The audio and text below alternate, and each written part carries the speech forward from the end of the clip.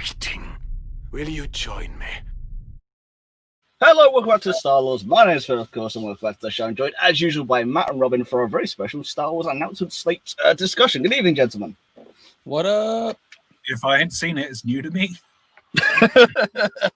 No, it's all good. This is all, of course, from the Disney Investor Day announcements we had on Thursday night? Thursday, yeah. Yeah. Oh, yeah, because we played afterwards and lost. Yes. Yeah. What did we play? No. Oh, my Patriots played afterwards we lost. All right, cool. Good. Fun. Spoilers! Tom Brady didn't do a thing. Oh, he doesn't play for us anymore, that's even more heartbreaking. That's a different. I was about to half jokingly say spoilers. Tom Brady dies at the end, but okay.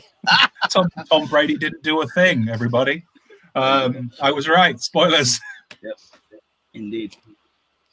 Anyway, What Star Wars. an announcement slate that was. Yes. Yeah. How do I invest in Disney to see the footage that they didn't show anyone? And how much is that going to cost? That was actually really annoying because I was watching most of it, for the Disney, and here's a trailer for blah blah blah, and then it just cut to the presentation will resume in 2 minutes. You literally why aren't you showing a trailer for something that you've already shown a trailer for? What didn't they show us? At-home peasants. Yes. Good stuff. That's what they didn't show us. Let's be honest. This was as much Hall H Comic Con as we're going to get from this year. So it's all exciting stuff. We're literally just saying in the pre-show as it cut through. Hands up, I am way more excited for Marvel's slate than Star Wars' slate. It seems more connected, and there's some cool stuff. Characters I really like, who I didn't get to see do masses, are coming back in, this time in POG form. No, they're going to come back. And so obviously this isn't a Marvel podcast. Yeah, but so this is the thing, though, with the investor announcement. Usually the quarterly phone calls and the investor days and this kind of stuff is very limited in what they tell you because of Comic-Cons, because of Celebration, D23 and all that lot, they save their big announcements for those events, and quite rightly, that's the whole point of them. So Hall H, man, it's the promised land. Exactly. So this is the investor calls are usually the this is our quarterly profits for the quarterly calls. The investor ones is we have some things coming up. This is what we've announced so far. And then maybe they'll say, oh, and we've got this in production now, which you may not know about. It's a little something they tease here and there. It's not a huge amount. This time round, it was a case of no. Bob Iger just went, yeah, hold my beer. And no, they basically just went, we've had no Comic-Cons this year. Let's just have our own Comic-Con with Marvel and Star Wars. Yeah, I mean, that's what they're moving towards, a D23, isn't it, really? But really strong stuff announced. Really strong stuff. A lot of the Star Wars stuff is cool. I think we'll get onto it, obviously. Yep. But it needed to happen because we've had a year with no Marvel movies and no Star Wars movies. And it's the first time in 10 years, 11 years, we've not had any Marvel content. I'm actually kind of happy for that. As much as I love it all, I mean, to be fair, we were supposed to be getting a Marvel movie, but the world exploded. So super excited. I was still super excited for Black Widow, man. Black Widow, I think looks great. Eventually comes. It was more the Star Wars. I love it all to pieces, but a year's break is always good. I don't know. Mandalorian counts film-wise, but yeah. Mandalorian counts as Star Wars. Yeah, but we actually have our first announcement for 2023. We'll get onto that last. We'll get onto Patty Jenkins' film last because, this is the slate we got revealed. Everything is all on here bar Taika Waititi because there is no logo for what he has done so far except this. And how Monty Python is that logo? Oh, extremely. I was thinking more like 80s Star Wars comics / the Droids cartoons, but that is actually quite Monty Python. It reminds me of the Life of Brian cover, which really doesn't tell us anything about the project. Anakin, the man they call Anakin. I was about to start singing Jane then instead of Monty Python, but anyway. That says nothing about what he's doing, except maybe it's going to be quite comical and very Taika Waititi. It's probably going to be Ragnarok for Star Wars, which I am down with. Not a bad thing. There's going to be some form of rock monster voiced by Taika Waititi. That being said, have you seen Jojo Rabbit? Yes. I haven't yet, but I need to. I really want to. absolutely harrowing movie. It starts out super hilarious. In the middle, it suddenly goes, yeah. Towards the end, you're like, oh, this is not what I thought it was going to be. So Yeah, one specific bit in it that I won't say because Phil hasn't seen it, but you probably know the bit where it's like, yeah. I will watch it because I like my history, but I also like my comedy. I like everything, so I'm also totally down for this film. also it's got Sam Rockwell in it as well. He's pretty I good. was about to say we were just talking about Sam Rockwell. Yeah, Also, He's great. Like, off the top of my head, I can think of 3 Marvel people that were in it. So you got Scarlett Johansson, Sam Rockwell, and Taika. Yeah. Of course, Taika. Yeah, of course. Great film, Phil, but obviously it shows he can do serious stuff too. Oh, I have no doubt of that. Taika has a brilliant palette. He is a creative genius. He really is. I'm just wondering if that logo is a bit of a curveball. It might be, but I also think it's Taika doing Taika, I think, for this particular part. But also we know he is very much deep into production for Thor Love and Thunder. Which is why he wasn't able to be there for the announcement. Maybe Taika's film is IG-11, a Star Wars story. I mean, it could well be. And it ends with IG-11 getting onto whatever planet it was we found Baby Yoda on. It just ends with him just landing on that planet. And you just see like him walking into where like his first shot in Mandalorian is the last shot of the film. IG and Gonk. Give him Gonk. Just give him Gonk as a film. Of course, the full Christian Bale is confirmed as well. IG-11 needs his own sidekick.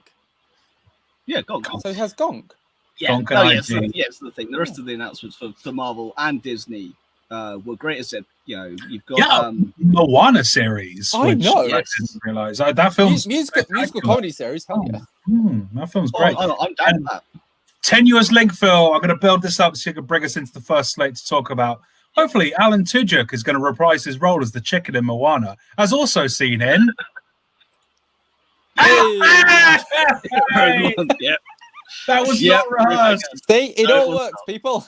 It does indeed. I've been prepping for this one because I'm super excited to talk about all this stuff. But yes, Hey, I want to see back just because I like Hey. But yes, K2SO in Rogue One. Yes, Andor. So we've had our first little. I'm really happy we had that moment, man. That was awesome. Oh yeah, it worked so well. It was good. That was really good. It was. Hey, if you build it, I've got everything lined up. So if you build it for anything else, I will just put it up. It's fine. Andor, one that I thought I'd be excited for, and turns out I don't care enough. I mean, how interesting is that? I keep saying that this is basically my only hope for getting a live action Hera. That's why I want to watch it, just in case it's true. But I mean, more K2 is always a good thing. We were talking. We were up late after the last episode. We were up late. We were past our bedtime, talking about these slates and what we really think. Not what we really think, but whatever. Initial knee-jerk reactions. And Andor was, he's going to survive any bad situation he is put in. But that's the same thing that happened with the prequel trilogy. It is, exactly. That's what happens with a prequel. It's not so much about if he'll survive it, it's more how he'll survive it. Yeah, I don't know. I was, when they first announced Andor, it was relatively soon after Rogue One, I think. They were like, he's going to get a TV series. So I was like, this is really cool. It was Celebration 2018. Yes, it was, yeah. And you announce it that early, you forget about it. The hype of Rogue One dies down. I've not rewatched that film. Rogue One came out in 2016. Yeah, so Celebration 2018 was when they announced. So it's 2 years after Rogue One, anyway. Yeah, it was still relatively soon. Something that's been confirmed now.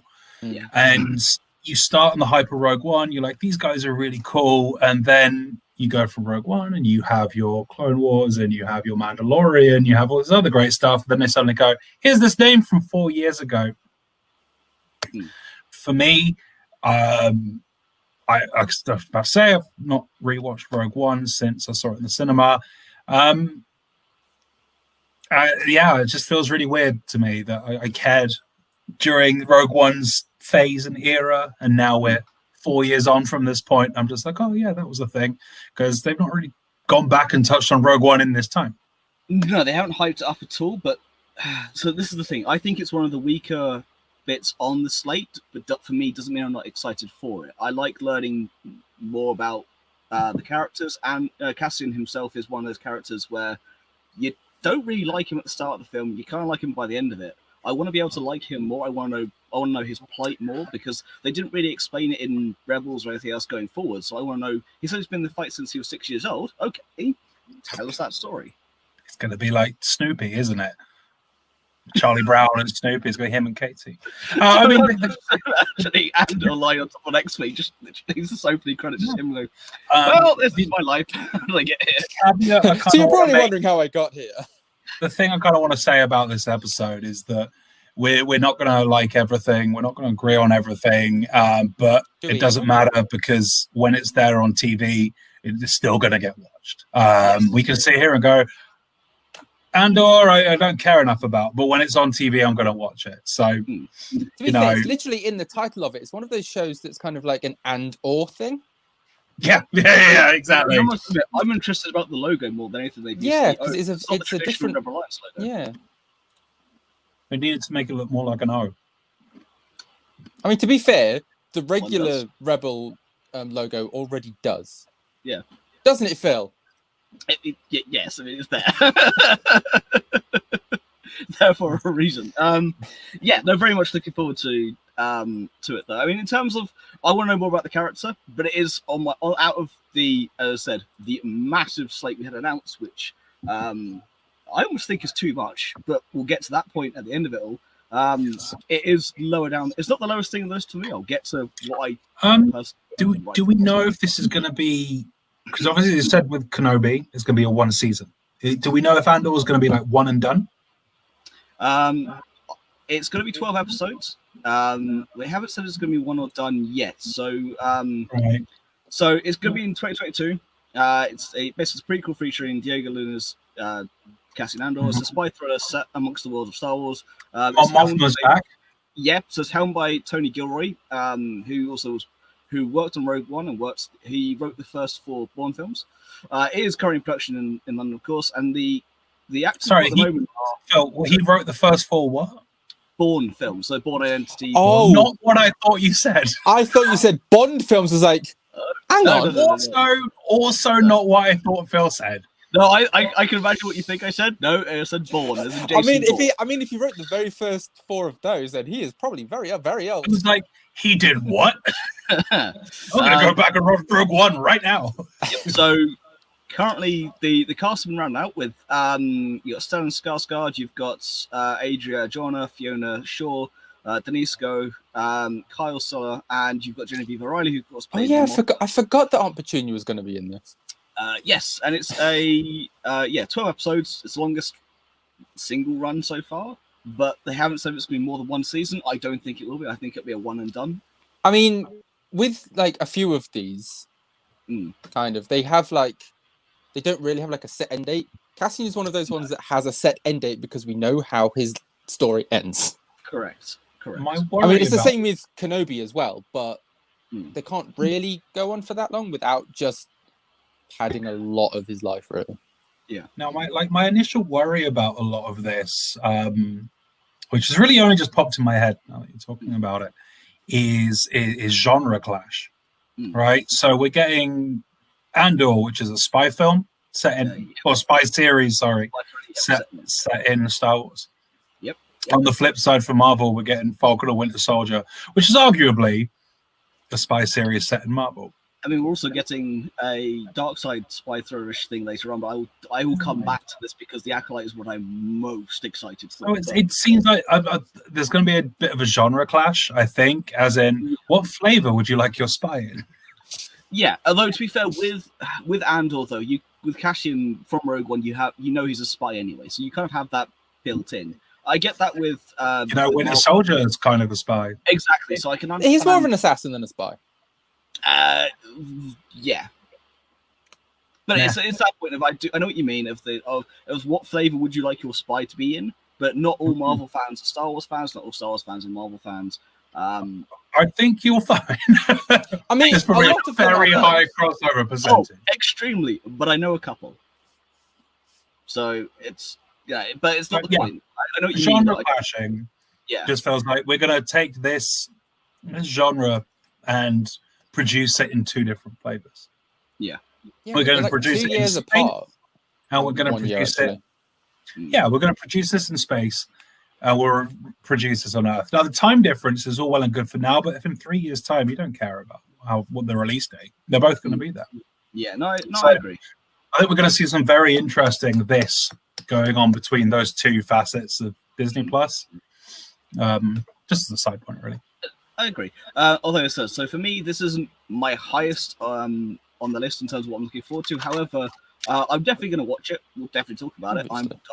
I'm gonna most likely will enjoy it, but it's not. It's one of those ones you kind of you bang people like you know what you're gonna get. It's just how good a job they can do with it and what they can surprise us with. That will at least be the kind of the pleasure there. Action hero.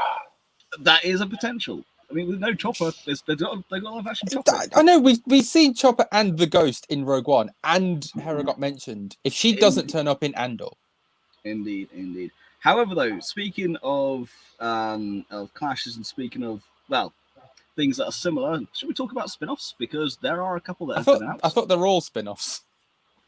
To a point.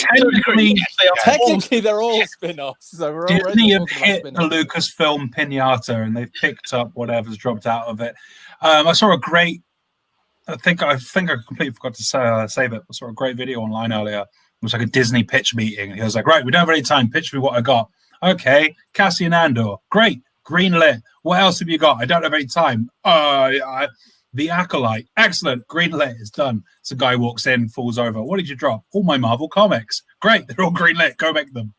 And then you just got a guy in the corner just playing with his indie figures. Yeah.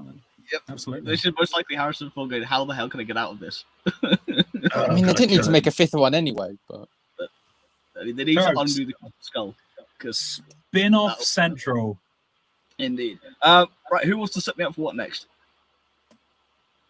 Well, I think now we're talking about Spin-off Central. What would you get if you did Cops in space? Cops. You'd get troops.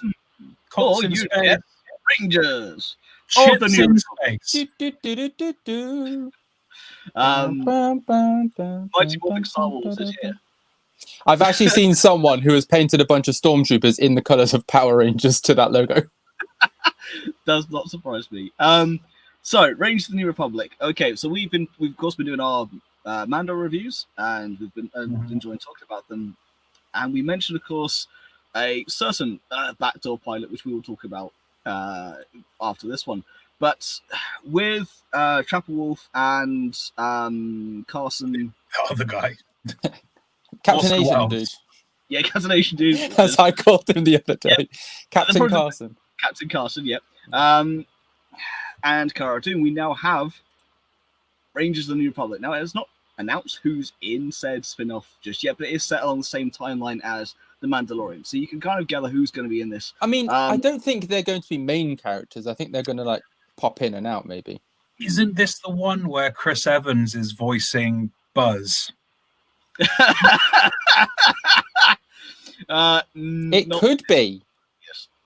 Space Rangers of the New Republic. It could be. I mean, let's face it, you're probably just going to see in the background of one shot, you're just going to see Buzz Lightyear there. Far too proud of myself for that one. Rangers of the New Republic, I think in theory, I'd like it to be like Chips or Cops or like those 80s police TV shows. This one is developed by Jon Favreau. Okay, he's got that. Like that. Alternatively, like Rangers could be something else. Like you look at your kind of D&D stereotype of Rangers or your Aragorns. And Aragorn in space. Maybe it's not what we think it is. Maybe it's like Actually, Outlanders. Aragorn in space would be kind of cool. Yeah, it would be Space Aragorn. But I think announcing this on the same slate as Rogue One runs a risk of Rogue Squadron runs a risk of the two being very similar. Potentially. And we'll get to. There's a very interesting reason as to why, and we'll get to that later on. But yes, is this that thing I said to you the other night? Yes. Or the other day when I was like, hang on a minute. However, if you watch the trailer, there's a T-65. We'll get to that point. I just spoiled it now. Yeah, I don't know. Let's what everyone's kind of guessing about Rangers of the New Republic is it's going to be these two guys who turned up on an ice planet and shot some spiders. So I hope it's going to have some mileage behind it and be something really good. as much as I'd love to see those two be like the main characters, I don't think Filoni will be comfortable acting in a series. He was reluctant to get in that X-Wing the first time. Really? I think we'll see. What year have we got? A year on Rangers?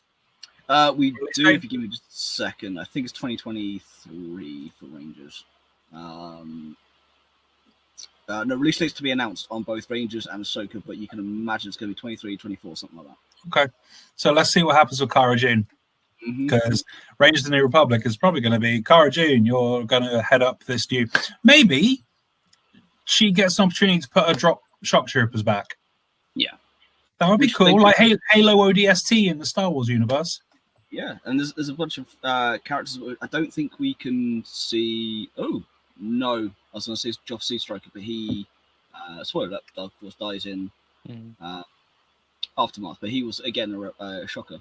I mean, to be fair, he was probably like he's definitely met Cara at some point, probably. Sure. Do you know what? If they did like Halo ODST in Star Wars, I'd be down for that. I'm really stuck on the idea of these two space policemen, but now I'm thinking about it a bit more. If they're just like Marshall, they would probably be in it. Yeah, probably. What I think, Rangers of the New Republic, I think at the moment everyone is kind of pigeonholed in this view of it's probably going to be Cara, it's going to probably include Trapper Wolf and Captain Carson. We don't know anything else about the series, so I think at the moment everyone's kind of blinking on these three characters. I think it's going to be Cara. Because they're the three that we know probably could be in it. Because they're really, out of all the Mando characters, they're the ones we've seen that are actually part of the New Republic. For sure. What I say about that is we don't know the wider story, we don't know the wider range of characters, we don't know episodes. How long for all we know, it could be an anthology series. It's like every episode is following a different person in the New Republic. Yeah. Which would actually be kind of cool. I'd put, I'm not a betting man, but I'd put money on it being Cara. Oh no, so I mean, most likely, yeah. I'm just trying to give it the playing devil's advocate of the other side of what it could be alongside. Most likely, no, it will be. Oh, of course, man. Yeah, 100%. I get what you mean. I get what you're saying. I'm just trying to think what else. I mean, we could also have Mon Mothma in it as well. Yes, she's still alive at that point. Yes. How old is she by that point? Not very. Not very. Well, because I think she's 40s, 50s in episode 6, I think. Yes. Yeah, she's something like that. That was probably like the most amazing part of Rogue One for me now is the casting on young Mon Mothma. I'm like, oh. Well, they already cast her for deleted scenes of episode 3. Yes. Great. What a like great casting. That's just like. Oh yeah. No, and they brought it back for Rebels, and now they're bringing it back for Andor. They put some like aging makeup on her. They could bring it back for Rangers as well. Very easily. Disney casters know what they're doing. Yeah, and of course that means it could be set on Chandrilla as well. Which got a name drop in Mando. It did. So as being the capital. Nice exactly. So there's a nice scope for... Going back to what we've already said about Mando setting up a lot of things. Yes. Mando has set up an awful lot. Yeah, like that's kind of... We had our moan about this the other night in our Mando review. It was a case of they shoved too much in to one series, they didn't get enough story done, and now the penultimate episode and the episode before it could have been switched. We don't like what they've done so far with a lot of things. The story's all there, but they've kind of gone, we need these backdoor pilots, and therefore ruin the story of Mando in the process of doing it. As I said, it's got very, very high points and low points. There's not really any mediocre. No, and the biggest problem is its own success from season 1. Backdoor pilots everywhere. Yeah. And so season 1 was so good that the expectation was set so high that when they have these troughs, it does feel like it's a massive dip compared to if you have an average expectation what it could be. And we've got the finale this week. I'm setting my expectations quite high for it because I want it to end this series on a very high note. Look how last season ended. Exactly. So last season ended. It's ridiculous. Exactly. But from one backdoor pilot to which I'm kind of excited about is the one I'm super excited about, Ahsoka. Now, Ahsoka, of course, is something that we have talked a little bit about on this show. Matt, I'm gonna let you go first before Robert and I get into our fanboy hype of Ahsoka, but kind of give you your thoughts first. It's very difficult to care about it, and not Not knowing anything, I'm eating pretzels. I'm so sorry. I'm just like crazy. That's how little he cares about this series. Pretzels, man. I'm eating pretzels. It's like pretzels are more interesting than this. Yeah, her hair's like pretzels, right? This is a character I don't really care about. This is a character who has my least favorite episode in this season of The Mandalorian, because it doesn't feel like an episode of The Mandalorian, and it's such a glaringly obvious backdoor pilot. Now we know. She didn't really add much. So the fact she's going to see us, I get she's a fan favorite, she's popular, she's going to sell lots of merchandise, and maybe next year we'll be able to buy Robin and Ahsoka Build-A-Bear. Why me? Because you'd probably love it. But you'd love it. I'd be like, here's a stuffed. I've got a stuffed Boba Fett, dude. Come on. I have a stuffed Vader. I'm not having a problem with it. I'm just wondering why me specifically for Ahsoka. Because he's got stuffed Vader and I've got stuffed Boba Fett. You can have a stuffed Ahsoka. Well, give me a stuffed Hera then. No, she's If they do one, we'll get you one. Well, when she's in Andor, come back. Exactly. You've had your Boba. I get my Boba. So Ahsoka, great. Rosario Dawson's fantastic. I adore her. But the hype around the Ahsoka announcement, I don't get, I don't see, I don't feel. For me, I am far more excited for Kenobi than I am Ahsoka. Yeah. And again, it's that spin-off from Mandalorian. So, I don't know. Like, is Ahsoka going to have to finish off something that happened in Rebels? Because surely you just do another season of Rebels. Don't just suddenly shift the medium halfway through. Rebels had its endpoint for a reason. Okay, right. So they're going to tell a new Ahsoka story, which probably should have belonged in like a new episode of Rebels or a new season of Rebels. Yeah, I get it. I get the excitement. I get people adore the character. Absolutely. I do understand that. Having no attachment at all. It just feels like that's the only reason they put her in Mandalorian. So it's obvious it was coming. Everyone thought that. Again, it's Star Wars. I'll watch it. But there are two titles on this slate that I'm excited. Genuinely, there's two titles I'm excited for, which you probably know. the two I'm excited for. So yeah, it's lost on me. Like, it was so obvious it was coming. I feel like it didn't belong in The Mandalorian, and I feel like had that been announced and she not appeared in The Mandalorian, there'd be a lot more people going, "This is really exciting." No, I saw that coming. So. Again, this one's completely passed me by, boys. I have no attachment to the character. I'm just like, I don't particularly care. And not being a massive fan of that episode of The Mandalorian, it's hard to get excited for an episode. It's hard to get excited for a series focused around the main standing point of my least favorite episode of The Mandalorian. Yeah, which is fair enough. It's why I said I'll give you your voice first before Rob and I just completely into because. Yeah, I am stupidly excited for this. Now, I agree with every point, Matt, you made about the backdoor pilot in The Mandalorian. I agreed with it when we talked about it on our Mando show. I think this should have been a separate thing for that. However, I cannot wait for Ahsoka. So yes, of course, she had a story arcs in both the Clone Wars and in Rebels. She went from probably one of the least favorite characters in Star Wars history to one of the most beloved characters in Star Wars history. And her entire arc is... one of my absolute favorites. There's also a really nice moment I saw on Instagram from Ashley Eckstein, who's the voice actor for Ahsoka in Clone Wars Rebels, to Rosario Dawson passing on the torch, and they both share this kind of really cool moment.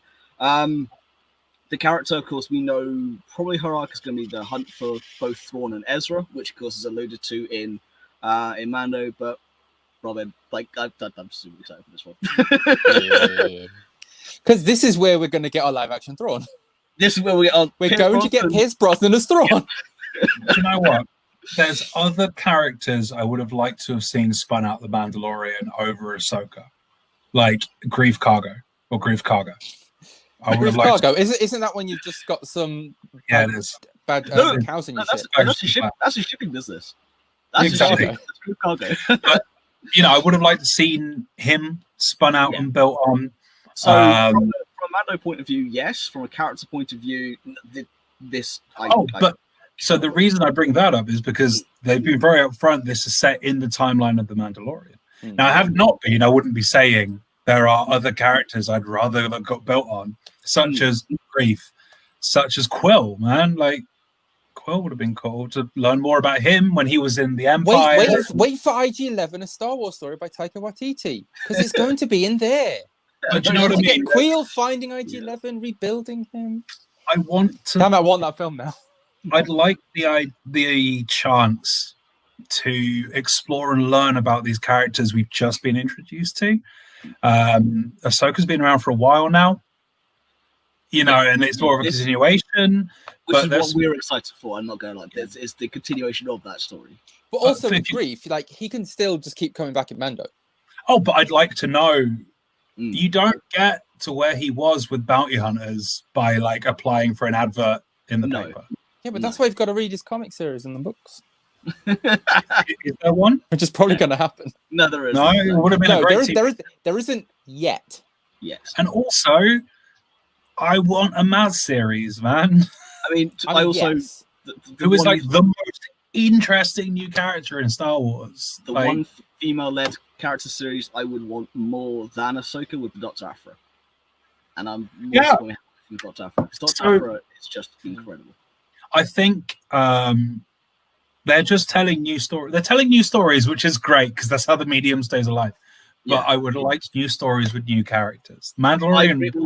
We'll get to that in a little bit as to why there are some things on here I'm not that excited for in comparison because I want new characters. But Ahsoka is one of those characters where I followed her journey from 2007, seeing the Clone Wars film in the cinema to now, and I can't wait for her story to continue. I want to see the hunt for Ezra and hunt for Thrawn, and I do 100% understand your point of view, Matt, but I'm also just so hyped for this because also Rosario Dawson nailed the character in that was a backdoor pilot. It should never have been done as that. However, as a backdoor pilot, holy hell, that was amazing, and I can't wait to see what they do. My point with it is if you're going to set a series within the timeline of The Mandalorian, then give us these characters you've introduced. Because I agree. Yesterday's Ahsoka is today's Cara Dune. Yeah. Like she could be as popular given the right resources. So it's cool you're excited. And I'm going to watch it unless I get 2 episodes in and hate it because it continues the tone of that episode. Because if it does, I'm going to lose all interest very quickly. So we'll see. But it is what it is. I'm going to watch it. I'm just not excited for it. That's fair enough because I'm super excited for it. Going from one character that was in the Clone Wars to a continuation of the Clone Wars, and going from live action to animation, let's talk about the Bad Batch. Not the link I thought you were going to make. Interesting. You're going to go from one Jedi you don't care about to the one Jedi you do. The Bad Batch. That failed. I'm saving Obi-Wan Kenobi for later because I want to talk about the one particular announcement for it. We'll get to that bit. I'm not excited for the announcement. I'm excited for the series. Bad Batch. Again, I get the hype. I want Scar Troopers set during the timeline of The Mandalorian. I mean, Scar Troopers would be cool. Scar Troopers would... they wouldn't be around for time of Mandalorian potentially, but that's just... It might be. Death Troopers are. Death Troopers are, yes. But Scar Troopers are different because they are basically the Stormtrooper Empire equivalent of the Bad Batch, really. They are. Because they're all individuals, whereas Death Troopers can be anyone. Even you. Even you can be a Death Trooper. You are home. I mean, there is one of the books where... How tall do you have to be a Death Trooper? I'm guessing about 2+. I was going to say about 7 foot, but I'm 6'6", man. I'm in there. You're fine. You're almost tall enough to be a Wookiee. Oh, yes. Too tall to be a Disney princess. Too short to be a Wookiee. Aren't you a bit tall for a Stormtrooper? Are you a little short for a Wookiee? You're a little short for a Wookiee. But that's the thing. You're too tall to be an Ewok. You're too short to be a Wookiee. I might well get that with the amount of hair I have, but that's not the point. And your onesie. But... Yeah, my onesie, yes. And I'm also not comprehensible to be anything that's not a growling alien race in Star Wars. But yes, Bad Batch. This is very true, man. But yes, Bad Batch looks cool. But also, let's also talk about the character reveal that they slid in there. No, not that one. Why is Rambo in it? We'll get to that, but there we go. Even this one. Yes. Fennec Shand in Bad Batch. Yes, we are. Do you know what? because this was already announced, it feels really cheap. They've announced it a second time. To be fair, this wasn't them announcing it. This was them giving us a trailer. Yeah, this is more because we hadn't seen it. Because all we had before was we're making a Bad Batch series. This is the first time we've actually seen anything from it. So this wasn't an announcement. It's the same with Andor. Andor wasn't technically an announcement. It was giving us footage from it because they needed archetypes for the Bad Batch clones, so they made one Rambo. Yeah, excellent. That's pretty much it. Yep. If that's true, they're just like, we're just going to make one Sylvester Stallone. I'm just like, essentially, they're like, you've got your Rambo clone, you've got your techie clone, you've got your clone that just wants to destroy everything that Phil loves. Wrecker's awesome. I love Wrecker. So this is a series about bad guys. Series about bad guys. So the Bad Batch bad guys. I mean, the clone. It kind of depends on your point of view. Yeah, the Bad Batch is a reference to that's their nickname. They're experimental clone force because they're literally just a bad batch of clones. Yeah, they have desirable defects. So is 99 going to come back? No. I know he spoilers dies, but that's why they're called Clone Force 99 in honor of him. Was it really? Yeah, because the Bad Batch is their nickname. Their official designation is Clone Force 99. That's the one. In reference, their whole reference is Experimental Clone Force 99. Or that's it. In reference and honor to 99. Yeah. Also, it's just so people can go 99. But Bad Batch is 9 for it. So Bad Batch links the bridge from Episode 3 and the Clone Wars into the very first few days of the Empire. So this will probably be one I do not watch. That's understandable. Well, if you didn't watch Clone Wars, then that makes sense. Yeah. This is probably one that I'm going to completely pass on. Which, to be fair, is one of the reasons why I love doing this show, is because we can have this discussion, this backwards and forwards, but between.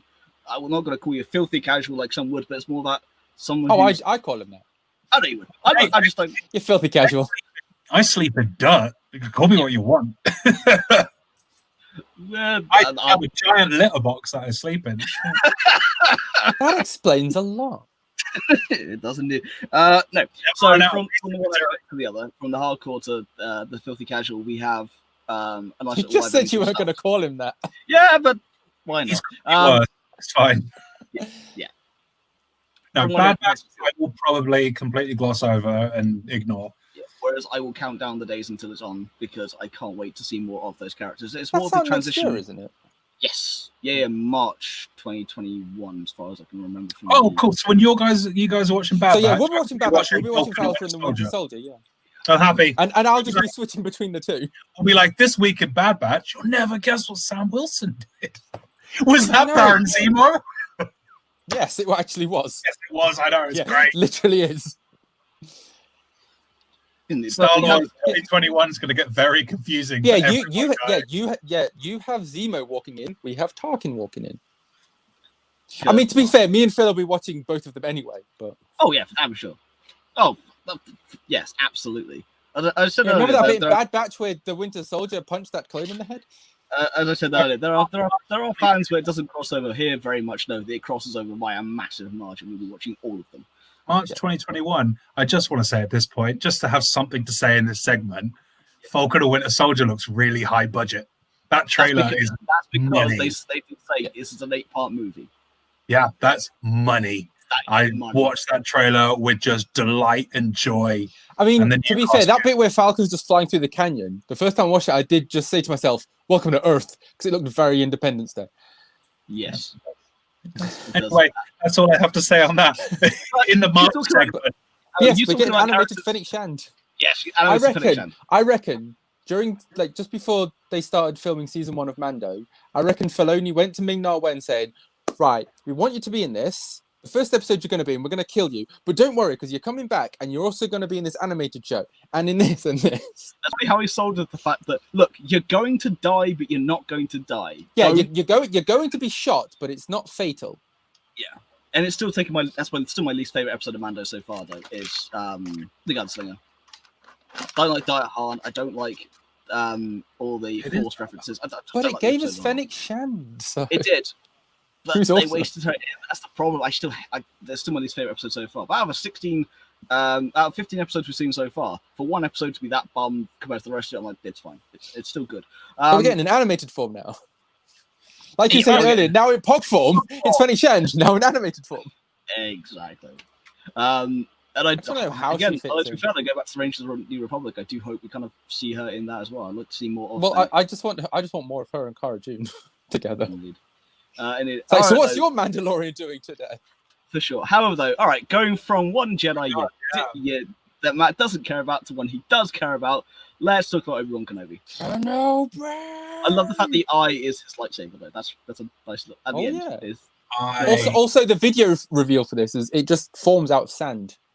Yeah. Anakin's gonna hate that video. Very excited for Hermit Obi-Wan and Tatooine. There's a Phil, story. why are you excited for this series? Well, am I excited for this series? Yes. I am impartial about him being in it. What they're going to give him James Earl Jones's voice? Well, because it could potentially be because obviously, Flashbacks.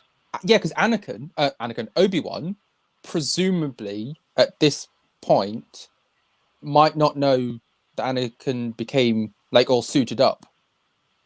Well, So he might just be getting like visions and nightmares, and it being Anakin.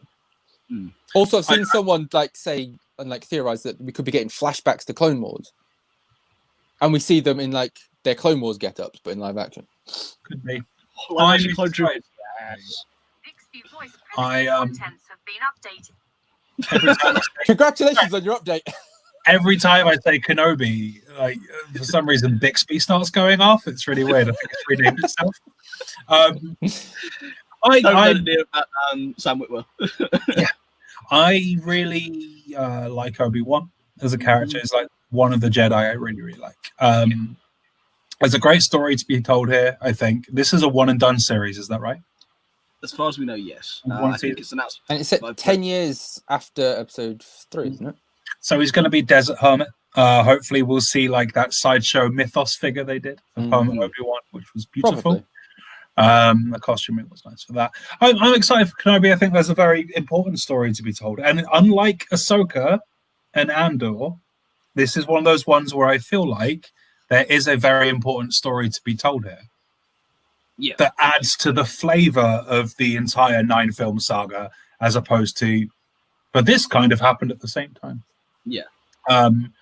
I feel it's going to be a very big connecting point. I completely agree.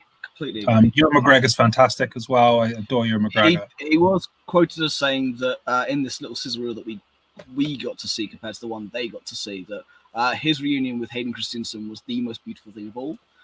Now, I am anxious for it because Vader is very, very near and dear to my heart, and I don't want them to ruin the story of Anakin, Vader, and Obi-Wan, their connection throughout, and where they get to in episode 4, because that is the final duel, and it's the last time I saw you, I was the apprentice, now I am the master.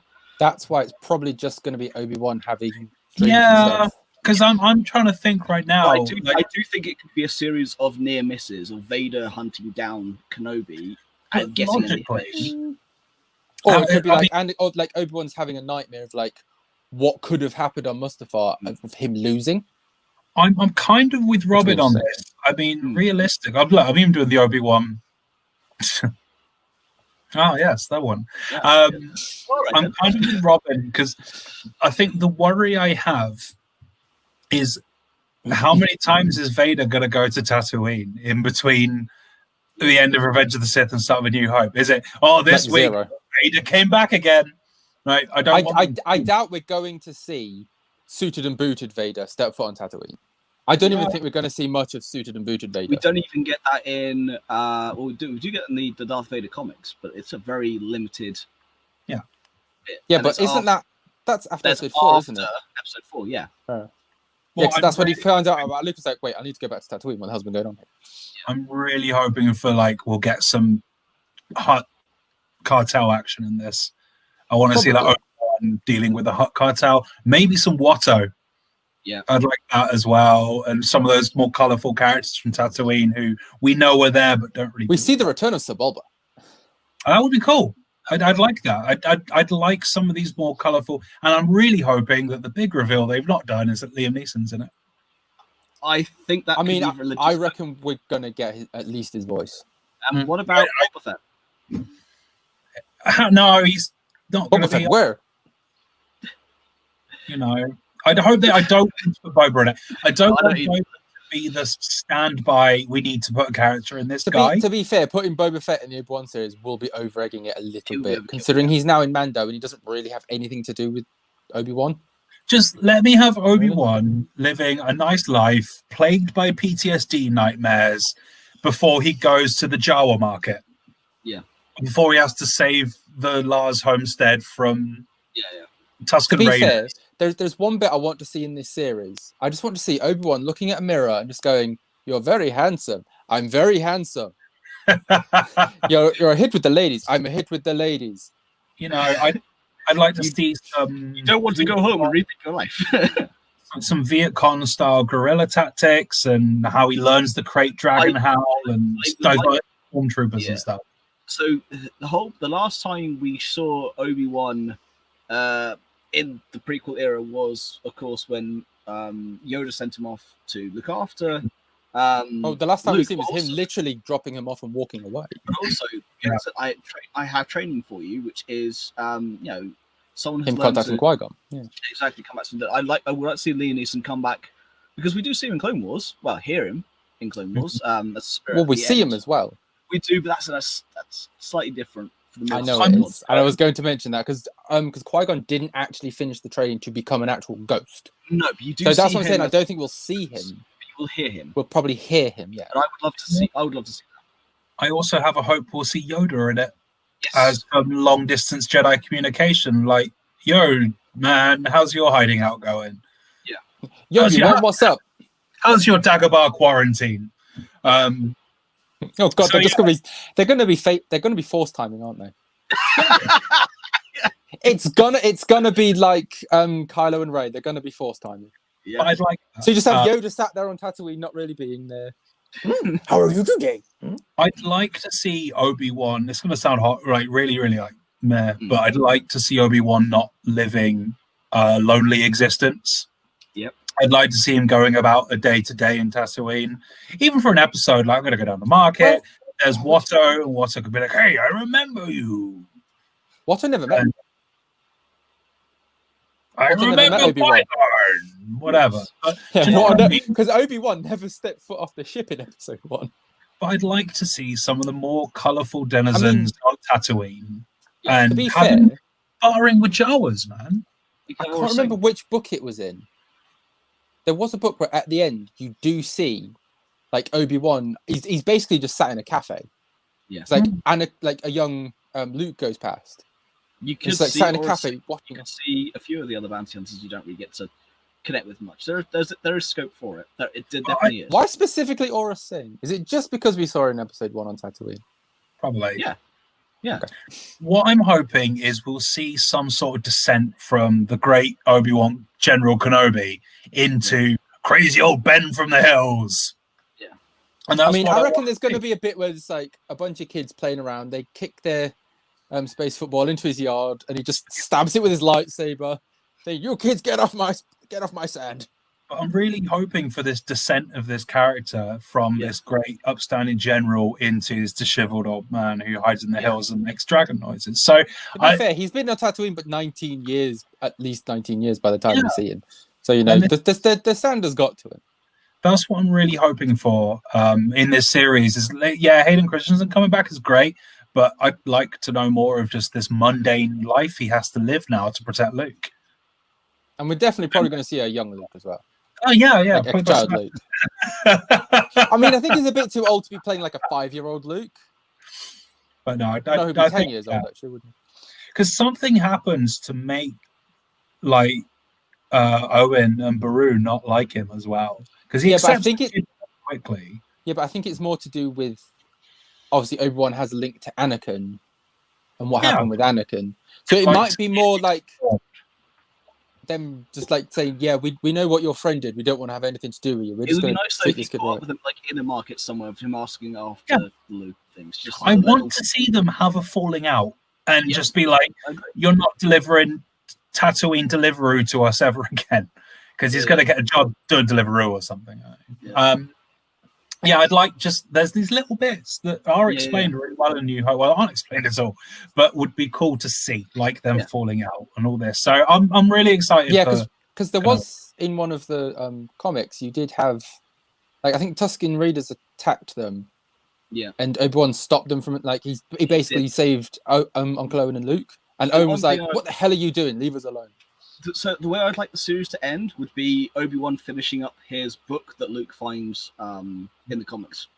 So the Tome of Obi-Wan. I guess a nice little tie-in that if you haven't read the comics, it's a little cool thing to see. For those of you who have read the comics, it's a lovely Easter egg to go, I know that, I know where that leads to.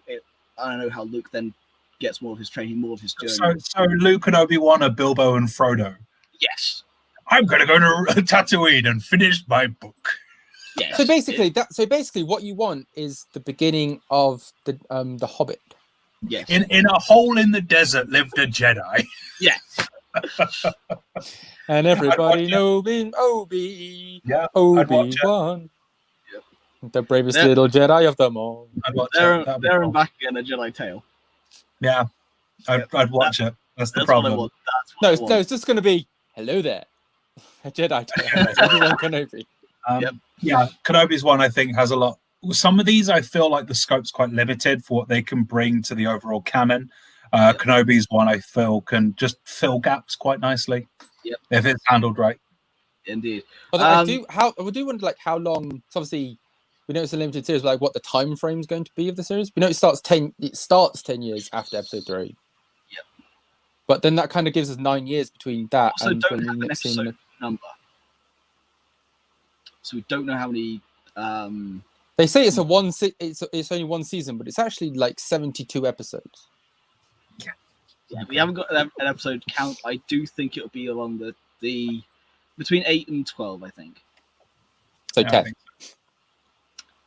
potentially. I think that's safe. I don't think they're going to tell the whole story. I just feel they're going to fill this little gap. Yeah, nice little gap. Yeah, Because there's stories to be told there, but it's not one of the ones loads. that as when I sit down and watch the episodic canon, it will go in my playlist alongside Solo and Rogue One. But I don't want it to do what Solo did.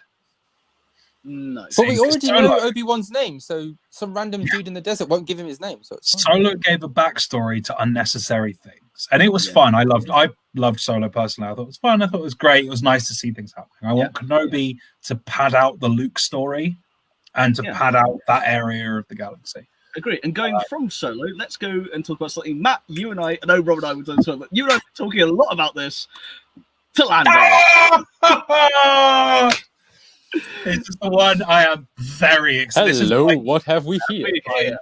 I am most excited for this. So, a little backstory for those of you listening, watching at home. Matt and I, to be fair, Rob and I have been friends for over 20 years. Matt and I have been friends for over 10 years at this point. During the summer, when Stop reaching into me. Yep, I got you that for your birthday. The one Black Series I own. Yep, I got you that for your birthday 2 years ago. That's the one I own. I love Donald Glover in the role, man. What a guy! Oh, I'm so excited. Go on, tell your story, Phil. Go on. So, yes, the thing. So Matt and I have been discussing for the last couple of years since Solo came out that what we would like to see would be a series of potentially either Billy D. Williams doing a kind of How I Met Your Mother style of talking over the top. And this is how I met Solo. This is how I met you, Solo. It's going to be Donald Glover sat there, or later on Billy D, with his little vlogging camera going, and here's another tale in the life of Lando, and this is what the series could be. Billy Which D it probably will be. with Donald Glover, because both of them are great in the role. They are. Donald Glover parodies Billy D so well that you could pull off the Wonder Years. He could be talking to his daughter after Rise of Skywalker. I mean, he could be talking to Jana, or I don't know how this would work timeline-wise, but he could be talking to a young Ben Solo. Nah, Billy D's too old. It's Disney and Marvel. They have de-aging technology. I want them to do it. I want Billy D. Lando sat down with his daughter for the first thing set after Rise of Skywalker. To be fair, this could be what canonically says that Jane is his daughter. Yeah, and be like, hey, your dad was a big deal a long time ago. What do you mean? I remember this one time. I remember this one Twi'lek I had sex with. Yeah, but then flashback, and you get Donald Glover doing stuff. As long as it is with the effect. That's what I want Lando to be. To be fair, they set that up in Solo. That is probably what it's going to be. It might not even be Billy D. Williams. It might be someone finding his recordings and just like going through them. I just love him talking to his daughter and going, hey, your dad was a big deal. I did some pretty crazy stuff. It's either that, or is that, or what could probably more likely, he's just at a sabacc table and he's just telling stories at a sabacc table. I don't want this to be one narrative. I want each episode to be like this. Hey, and there's this one time I won the Millennium Falcon. And then you get that story. And then I met this crazy cat called Lobot. Then you get that story. This is how I got Bespin. Then you get that story. Did I ever tell you the story of how I, and then whatever? Yeah. And that, Billy Jenna, D. is how I met your mother.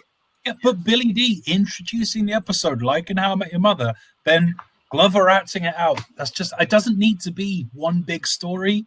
It could be capers and renegade fun stuff and gambling, and the SNL sketch can become like canonical. It could be how he met L3.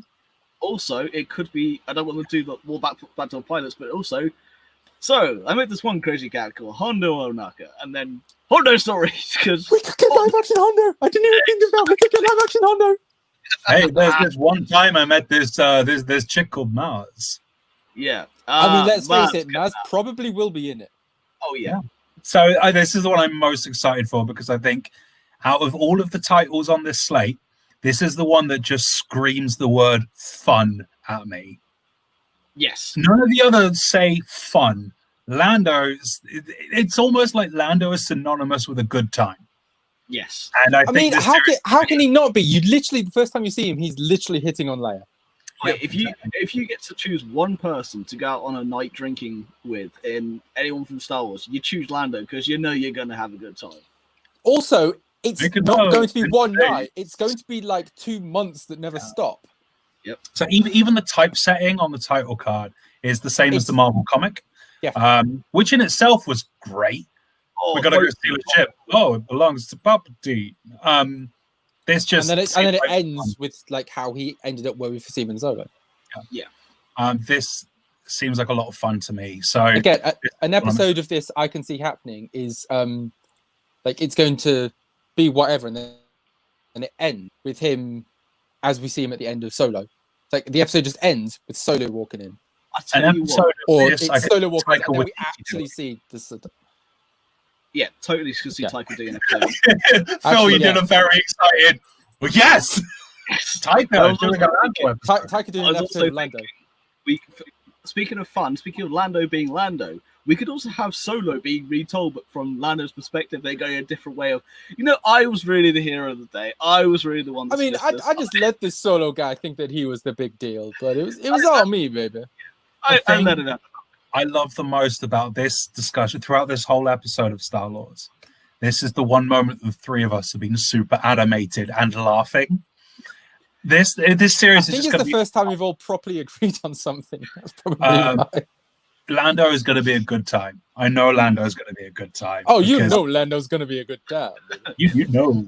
Now let's get you out of that metal bikini. Hey.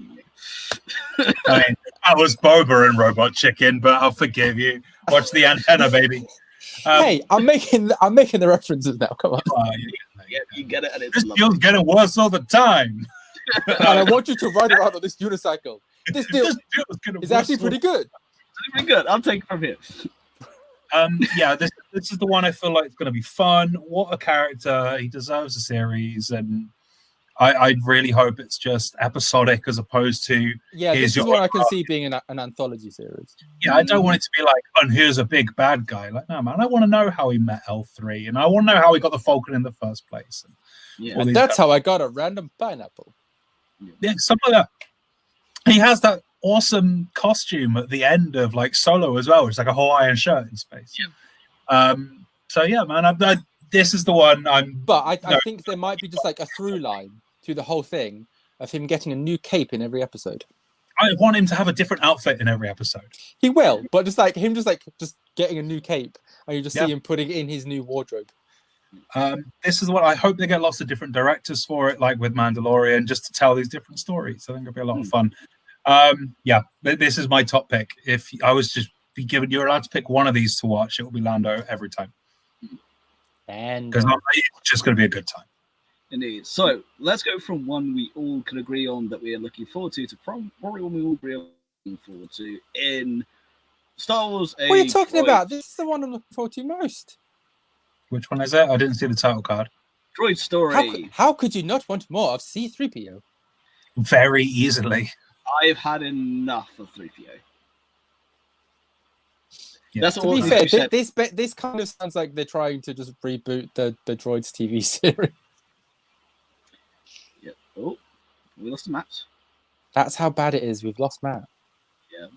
Yeah. Wow. Oh. 3PO killed Matt. It's canon now. I probably didn't recognize him because of the red arm. That's where he had to go. He had to go and paint his arm very quickly. This is the one I'm looking forward to the least, purely because it's C-3PO and R2-D2 with their own apprentice, as it were, their own new droid. Taken through. It's going to be like a family show with like the cantankerous father and just the busybody mother trying to look after their child droid. Yeah, as it's the one I'm looking forward to the least, purely because I don't see the reason why it has to be toys. That's not a good reason. I didn't say it was a good reason. I would just said that's probably the reason. Oh, we have a map back. I need to enter the stream. Have we stopped talking about droids? No. All right, bye. We realised that you hated this so much you had to leave. It crashed for some reason, but I'm just like, we stopped talking about it now. Let's remake a story that's been already told. Right. Yeah, you missed me saying that it's going to be a family thing with the cantankerous dad, the busybody mum, and their little child droid. Well, isn't it C-3PO and R2-D2 take a new droid under their wing, man? It's going to be a film. So I said the cantankerous father, R2-D2, the busybody mother, C-3PO, and their droid. It's going to be on Disney Plus. And we're getting some. There are some great droids that have been introduced. I don't care. Droids now. Yeah, this is the one for me. That's like, this is my boss of the slate. Like, to be fair, I think they're doing this. I think this is the one that's properly aimed for kids. Out of everything's been announced, yes. Yeah. But it's also everything's been announced. It's the one I care about the least by a because you're not a kid. But is it going to be a remake? Because they've done it before. Well, they haven't really done it before. They did the Droids TV show, but that's what I mean. That was literally just R2 and 3PO getting into crazy adventures, which they already rebooted in Clone Wars. That's what this is going to be. That's all that this is going to be. But with a new shiny toy, droid. R2-D2 is way too good of a character. Like, such an important character to the whole saga. Yeah. That I don't like him being reduced to something like this. Yeah, but he's going to probably be the best part of this show. He was already reduced enough in the sequel trilogy. I don't need him reduced more. Wait, R2's in the sequel trilogy? He's the bin that they throw rubbish in.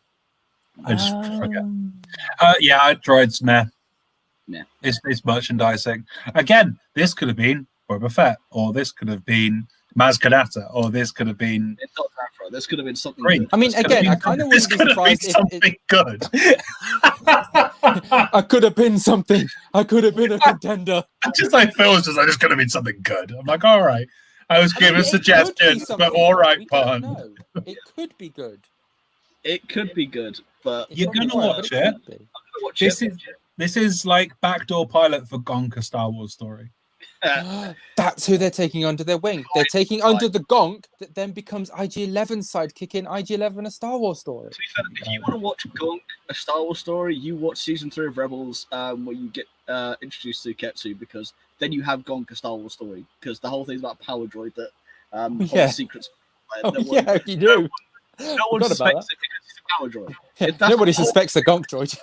Exactly. So you're watching Conquer Star Wars Story, go watch season 3 of Rebels. I can't remember the exact name of the title. I can't remember the episode either, but yeah, totally forgot about it. Because it has Mission of the Cast, so of course I'm going to remember that. But that's not the point. It's go watch Conquer Star Wars Story if you want that. Season 3 Rebels on Disney Plus. Go check that out.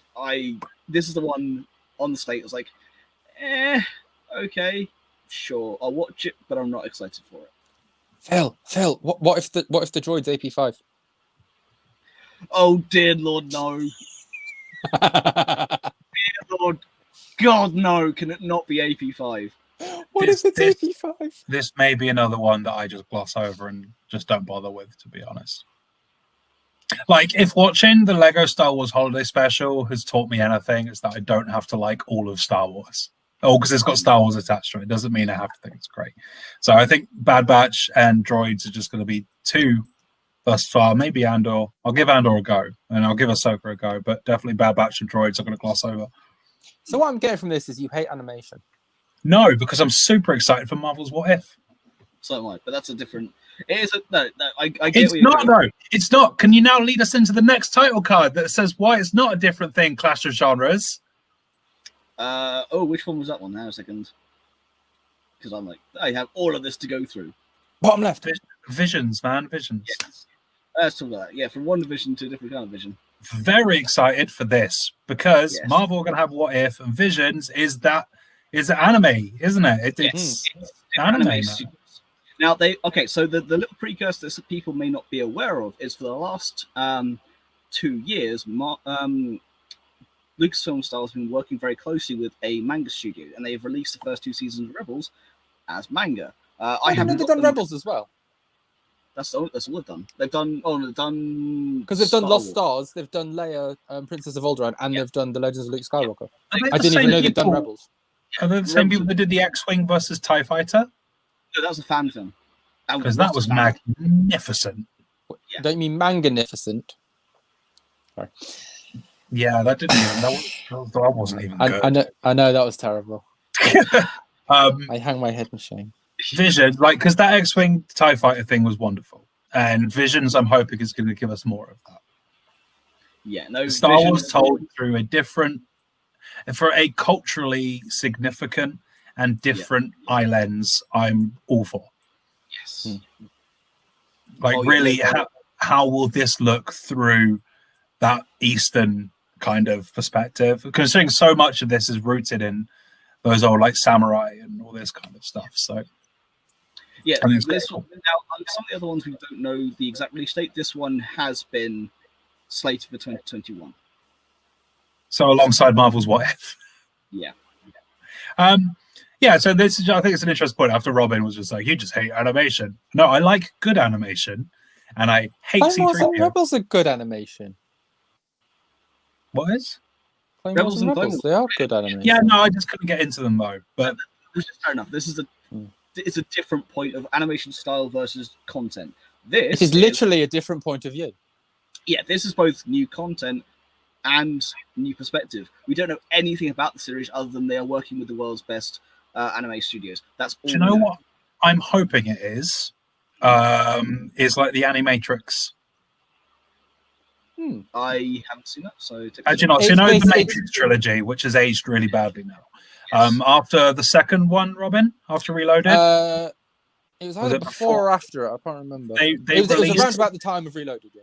It was, wasn't it? They released an anthology DVD called The Animatrix, where there was 8 different stories told within the world of the Matrix, but from different animation houses. So you had the CG one was spectacular.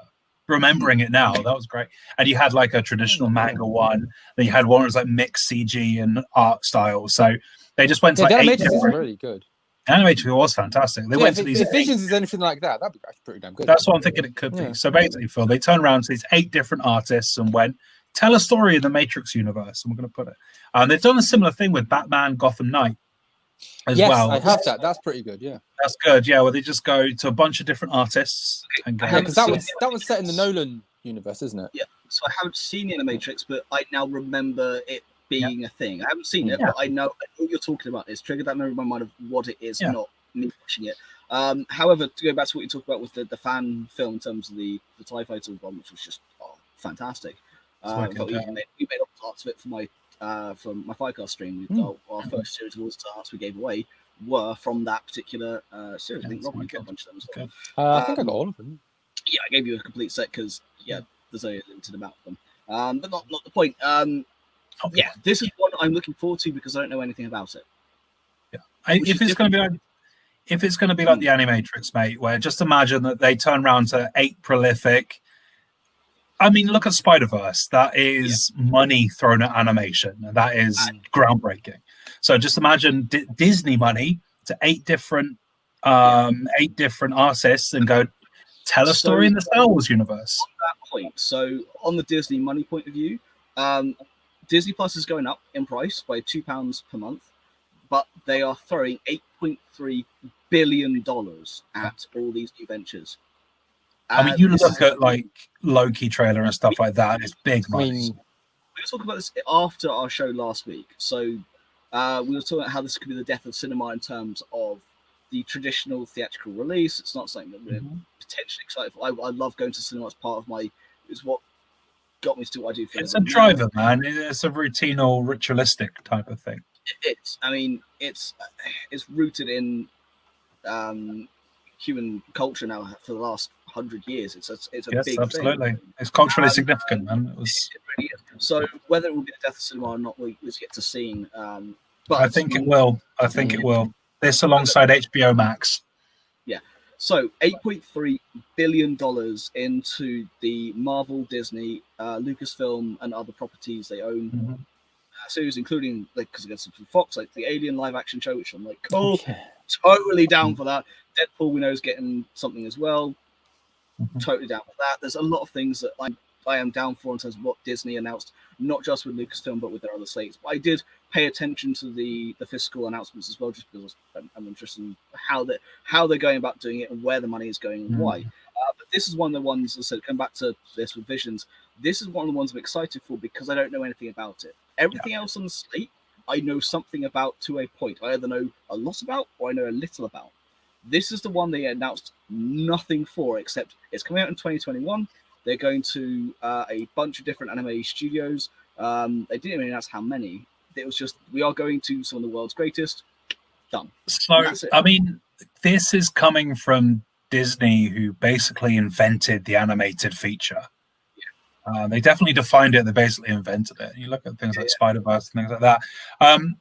I think they are going to throw some money, some big money, some Disney money at some very, very talented people and just say, tell a story. And if it is anything like the Animatrix was, but on a bigger budget, I'm all for it. I don't even care, dude, if someone retells The Mandalorian in a different art medium. If they send any to Studio Ghibli, I will be so excited. Yeah, but you know what I mean? That kind of thing. Imagine if Ghibli told a story about Grogu. To be fair, I haven't actually watched any Studio Ghibli, but I don't need to. So I'm not the world's biggest anime fan, but I was introduced to anime via Studio Ghibli, and I adore the storytelling. Actually, that's on Netflix now.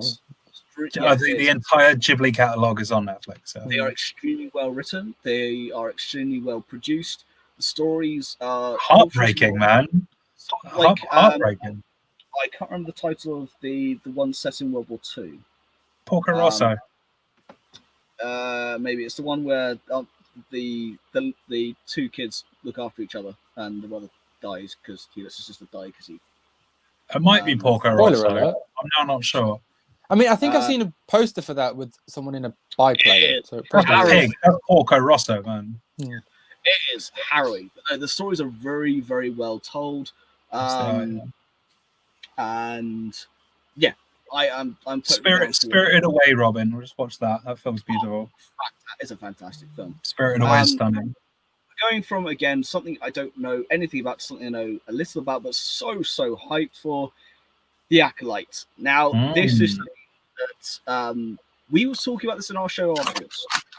And the very interesting point is, up until this particular point right here with The Acolyte, this is a story set in a universe that we know. This is stories that are told with characters, mainly that we already know.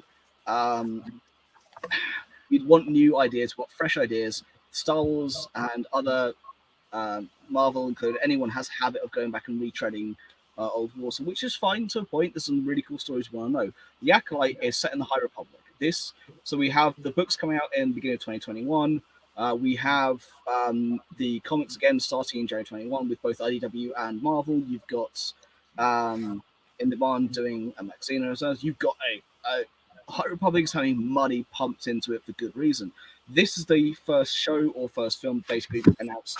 This is the first live action media, and it's of course The Acolyte is a live action TV show set from the dark side perspective, and I am on board with that.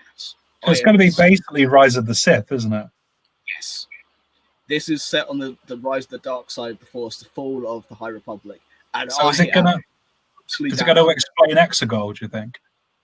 It will be part of that, yeah. You'll have the Sith Eternals, I think, in this. You'll have something to do with that. So it'll explain Exegol. It might well do. But it's the Acolyte. We don't know much about it. What we do know so far, this is... hang on a second, let me bring up my thing here. So where is my Acolyte? So this is... Leslie Hyland. So this is her Headlands. This is her female kind of led series. It's a mystery thriller set in the High Republic's final days. So this is what is set on from 2021. We don't have a release date for it yet. I think it'll probably be 2022, 23. The show will detail shadowy secrets and emerging dark side powers, which means it could be potential as the origin as Sheev Palpatine. We could get things like Darth Bane. We could get things like Darth Plagueis. There is scope for a lot here. And I think I said it. Exciting. I think I said it when we were talking about it last week that without reading the title spiel, just seeing the title card, I was really hoping that it could have been a Kylo Ren series. Yeah. Which it obviously won't be because they've said High Republic, but it got me a little bit excited for a moment then, being like, oh, we're going to get more Kylo because he was the best thing about the sequel trilogy. Yeah. Adam Driver was the only complete story arc in that 3 films. I mean, that's a point for another day because Matt and I remember when you and I had just seen The Force Awakens, you despised Kylo in that, and his hated arc, Kylo. It's up towards the end is one of the most complete stories out there. I'm so different on him. I saw Force Awakens and hated Kylo Ren, and I came out of Rise of Skywalker, and the first person I messaged was Phil going, I really like Kylo Ren. Yeah, what a great redemption arc he had. So seeing the Acolyte, I was just like, oh, could this be him under Snoke? Well, obviously it's not, but no. I'm excited for what it could be. Brand new story set in a universe that we don't know. It's set in the same universe. It's set in an era we don't know. We don't know, with a female-led Acolyte. I cannot wait for this. Yes, I know. I wonder if she's going to be introduced in the books or comics first. I do wonder that myself. I don't know. I think this I hope not. kept. I think this will be kept purely as a not an individual thing. You'll see characters from those crop up in it. But I was going to say because they've been wanting like the High Republic stuff to like be all interconnected. So I reckon she's probably going to turn up in the books or comics. I reckon the person or thing that's going to connect the High Republic is going to be Yoda, and I think Yoda's going to appear in this. He might well do. Yoda is going to be in the High Republic because they have announced that. Yes, exactly. But I think he's going to be the thread that connects it all, like a younger Yoda, and I think shut open, buff. He's only 600 years old. Yeah. I think we'll see him in the Acolyte, and I think he will be the bridge that connects it all together because he's already a familiar character existing in a completely unfamiliar time zone. So I think, with the popularity of Grogu, Lucasfilm like people like Baby Yoda.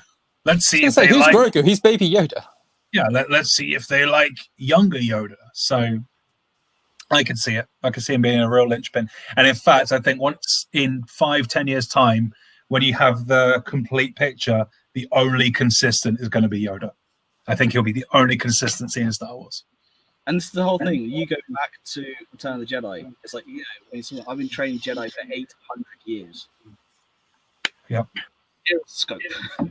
Yeah, no, I really think Yoda, that it will be, you're going to get a box set released in 10, 15 years' time. And it won't be the Skywalker saga, it'll be the Yoda saga. The Yoda saga. The Chronicles, but not the Yoda. Not the Yoda. No, the Chronicles of Yoda. not the Skywalker saga. It should have been the Palpatine saga. It's going to be the Yoda saga. And I think, I could really see him being a massive linchpin of the High Republic. I think he's going to appear in the Acolyte. Yeah. I think he's going to appear in the Acolyte. And I'd like it. I know the timeline is wildly off, probably, but I'd like it if the Acolyte was a young Dooku. I know it's completely wrong, but I just like to see more Dooku. Dooku, if you want to know more about Dooku, read Dooku Jedi Lost. It is phenomenal. Finish it yourself. You want more Dooku? I've got more Dooku. But it's also seriously, because I read that and was like, Dooku's awesome. Become very interesting now, and it's more of a side. I'm totally down for that as well. He walks around. He doesn't call himself Darth Tyrannus. He sticks to Count Dooku, which is like, all right, cool. You've chosen your other baller name. Yeah, because again, if you read that, you find out why. Yeah, exactly. I'll probably never read it. But it's an audio version because it was an audio play first, so you can listen to it. I'll probably never listen to it. But no, I could really see Yoda appearing in the Acolyte because I think he is the glue that's going to hold the Star Wars universe together now. But will he be CG or puppet? I want puppet. I think they could do it puppet. If we're looking 3 years out on this, at least, and after seeing what they can do with the Grogu, it will be a puppet, but then they'll have to CGI when he does all his flippy lightsaber stuff. No, just attach a bit of string like in Thunderbirds. I could really, honestly, I believe Yoda is the glue that holds Star Wars together. And I think we're really going to start seeing that as well. Yeah, I definitely think he's going to turn up in there. And then he's going to turn out he's not a species himself. He's just the light side manifested. He's a physical manifestation of the light side of the Force, which is why he's been there for all of this time, much like a Star Wars equivalent of Gandalf the Grey. But that doesn't explain how there's at least two others of his species. Are you saying Yaddle and Grogu are both manifestations of the Force? The wizards in Lord of the Rings, I'm just saying, the Valar, the Order, Saruman the White, Gandalf the Grey, Radagast the Brown, and the two blue wizards. They're the Order who were there to keep watch over Middle Earth and to keep things in line. I wouldn't be surprised if Yoda, Yaddle, and Grogu were actually much like the Valar in Lord of the Rings. And in fact, that actually makes a lot of sense the more I think about it. Wait, so you're saying that Yoda is Uatu? So Yoda is Saruman. But no, Dooku's Saruman. Okay, I have to explain to my housemate what an actor is. Don't make me do it to you. I know. I'm joking. It's very condescending. I'm joking. No, so you know Gandalf is a demigod. No. Okay, Gandalf. It's in the books, not the films. Yeah, the Wizarding Order in Lord of the Rings are demigods. They're put on Earth to serve a purpose.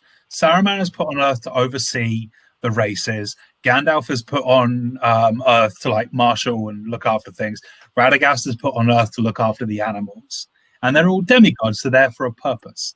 When Saruman falls to the will of Sauron, that's why Gandalf becomes the White. It's not a promotion, but it's to take over that work of seeing the end as such. So I think Yoda, Yaddle, and Grogu are physical manifestations of the Force, which is why Din Djarin will never find the species, because they don't exist. To give the audience a kind of cool point here. So when it comes down to I am to Lord of the Rings as it matters to Star Wars. When it comes to Lord of the Rings, like Helm's Deep, it's like that's just cool. It's a big battle with a battering ram and it's very cool. Like all the rest. It's like this is cool. I don't know anything about the lore. I haven't read the books. It's okay. It's cool. So you know, Gandalf the White does all his marshalling. He marshals Rohan. He unites Gondor and all this kind of stuff, which is effectively what Yoda almost does. Yeah. I mean, he's literally the head of an order as well. Yeah, I would really like it if they did that, because that's why he lives for 800 years. Yeah, that's the point. So I read species age differently, audios, TV shows a lot. That's why I ingest everything for Star Wars, which is Matt as said you don't watch the Clone Wars or Rebels, so we give you that information. This is the flip side of the coin. I love the Lord of the Rings films. I like the Hobbit films. They've definitely got some cool moments. Well, someone has to. But then that is my go-to along with our friend Lid, to go, right. I was about to say, how can you forget her? I wasn't forgetting that, but like, that's my go-to information. Okay, I don't know the law. Can you help me? Okay, so Phil, how would you feel if the three green people were physical manifestations of the Force there to oversee certain periods of the galaxy? What if Yoda died once his work had been done in bringing the Chosen One to full capacity? I mean, What if Yaddle had... Huh? Better than the Mortis trilogy, trust me. I mean, how would you feel about that? I'd be okay with that. That's why you only see three of them. And Yaddle goes because her purpose was fulfilled. So when the wizard's purposes are fulfilled in Lord of the Rings, they sail off into the Grey Havens to never return. But what would Grogu's purpose be then? We don't know that yet. The Force back, I guess. Could be. That's Luke's point. Yeah. But we'll, who knows for now? But also, Grogu was around when the Force was like really big and stuff. So that doesn't. It's just a side tangent that's got nothing to do with anything. And honest, I absolutely promise you, as I was just something ticked off in my head then of like, what if Yoda's Gandalf? And then I was like, oh my god, this makes so much sense, and it's now canonical in my head. He does have a cane and can do some pretty sick fighting moves. You wouldn't deny an old man of his walking cane, would you? But I told you to take the wizard's staff. Talk about films. Let's talk about the last piece of news from the entire slate, which was Patty Jenkins has been announced to bring Rogue Squadron to the screen. This is coming in 2023. I am excited for this. But before we get into it, Matt, do you want to point out what you pointed out to me, which I had just pointed out just before we spoke? But and actually, I'd like to point out that I'm really impressed that I said this, Phil. I'm impressed you point this out as well. I was impressed because that's a T-70, not a T-65. The Rogue Squadron was set in the original trilogy. This looks like it could be set in the sequel trilogy, which means, as I repeat, didn't they actually say that in the please be Poe, please be Poe, please be Poe, please be Poe, please be Poe, please be Poe. It hasn't really. Yeah, we don't really. I'm sure. She said nothing about timeline. I just said Patty Jenkins. I'll pull it up on Twitter. Hang on. Yeah, but I think in the actual investor call, I think she said because she gets into a T-65 in the announcement, but that's a T-70. Yeah. Now, Rogue Squadron, as we know it, has been told across 2 or 3 formats. It's like we said in the after show last week, and now here's Rogue Squadron in POG form because they've told it it's a novel, it's been a book, it's been a comic book. It's not going to have live action. Game. A video, which I didn't care about until I noticed that was a T-70.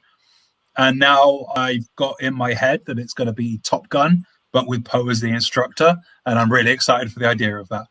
Unless it's not Poe as the instructor, it's Wedge. No, Wedge is Phantom Squadron. Hera could be the instructor for Rogue Squadron. You want your live action Hera? That would also be cool. You didn't think damn about it, Phil. Damn it. Damn it, Phil. Yeah. I can't say what I really want to say, but damn you, Phil. Yeah, you haven't. I don't think they don't really specify a timeline in the announcement. Hold on. Oh, I might have to do research. Oh. Well, Phil, you might be right, Phil. Because it's one of the comics where they mention Hera as being the tutor, and I can't remember. It's also heavily implied in Squadrons. Yes, it is. I haven't played Squadrons, but I've read the Alphabet Squadron books that links into Squadrons, so I know exactly why Hera's in that game because of the book. So either way, I think picking up that it's a T-70 means finally, and I'm really surprised we didn't get more of it with this announcement, something set during the time of the sequel trilogy. Which why we haven't had more of that to flesh out those films, I don't know, because that seems the logical step to me as well. We've just released these 3 films and they weren't very well received for people. So now, effectively, that might be why they weren't so well received. So we need more time to work on this stuff. let's do what Project Red are currently doing with Cyberpunk. Let's release some update patches in the way of TV series and Disney Plus movies and stuff. Yeah, I'm hoping for Rogue Squadron to be Force Awakens era Top Gun. Yeah, that's what I want. I want it to be Rogue Squadron was this. You are the spiritual successors to Wedge, to Luke, to everybody else. Yes. But Wedge could turn up in it because he does go on to train pilots. Yeah, Wedge could totally turn up in it. Like, absolutely. That's what I said. It could be like Wedge being the tutor. And if we don't get a John Williams-esque Highway to the Danger Zone, I will be very disappointed. I mean, mate, we could actually get a young Poe and young Snap. Yeah, mate, I don't even think they have to be young.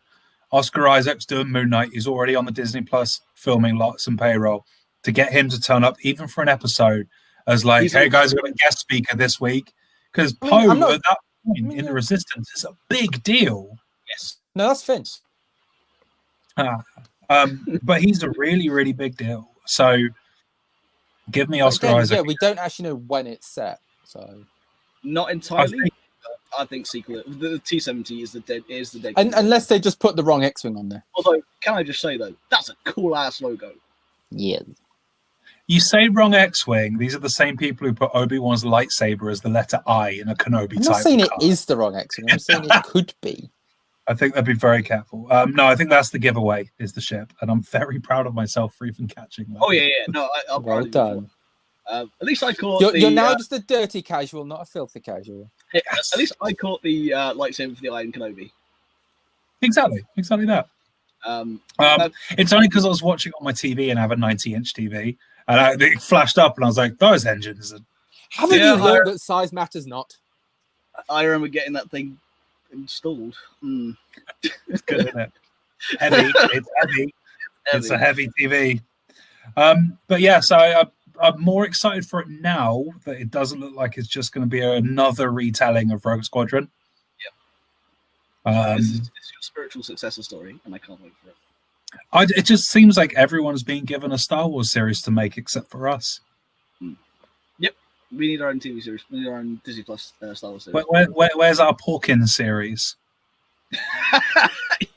That would be cool. I would. To be fair, I'd also want to tell the original Red 5 story as well. Yeah. Before it's untyped the end of Rogue One, which I still love that little note. Is that where's your Porkin story? Love that film. Rogue One is the best Star Wars film by far.